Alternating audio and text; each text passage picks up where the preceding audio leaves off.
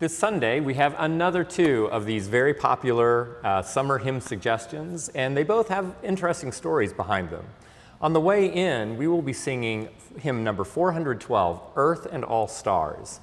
And if you're accustomed to spending a few moments in quiet meditation before the service, I would encourage you to pick up a prayer book and turn to page 88 and to look at canticle number 12, the Benedicite Omnia Opera Domini, a song of creation. It's the longest canticle in our prayer book, and it goes through several different sections talking about how all of earth and existence praises God. This hymn, Earth and All Stars, was written by the Lutheran pastor and poet Herbert Brokering on the occasion of the 90th anniversary of the founding of St. Olaf College in Northfield, Minnesota.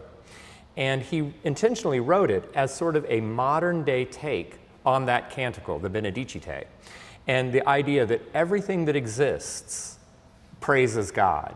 But he was doing this, of course, in the context of an academic community, and so we have a lot of really interesting and quirky kinds of images, the bubbling test tubes and the marching bands and the skyscrapers and the construction, but it really gives you this exuberant sense of how all of life can be full of praise for God and bursting forth in that praise.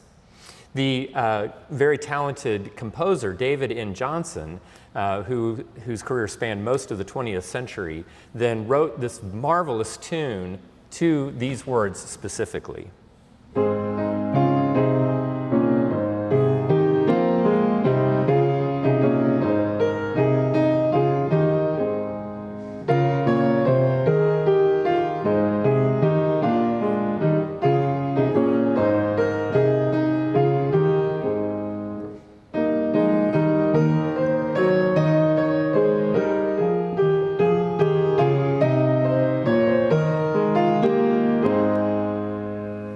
So I hope that between reading that canticle and then embracing and really relishing all of these quirky and whimsical images in the hymn, that it will bring a little bit of a smile to your face, and it will be something that is not only an enjoyable but a really worshipful way for us to start the Eucharist. And then at communion, we will be singing hymn 508, Breathe on Me, Breath of God.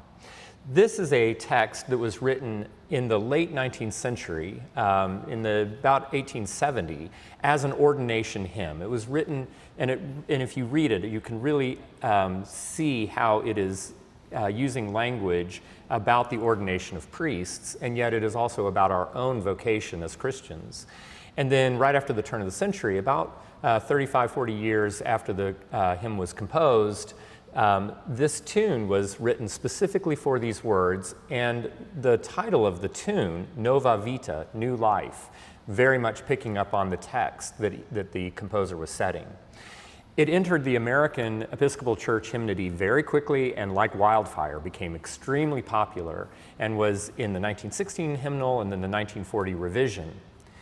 In the late 70s, when the Hymnal Revision Committee was working on what became the 1982 hymnal, they decided that this seemed a little bit dated and the language was a little bit stale and the music was a little bit sentimental. And so they had taken that out for inclusion. And at the General Convention, where they were actually approving the work of the hymnal committee, it came up from the floor that this was such a popular hymn that it had to be included. And so maybe the trained musicians felt like it was a little bit tired and tawdry, but the worshipers, those who were really invested in the church and they're at the National Commission or Convention, felt otherwise, and they included or mandated that it be included. And it also has apparently very popular with our congregation since it's shown up on our summer hymn suggestion.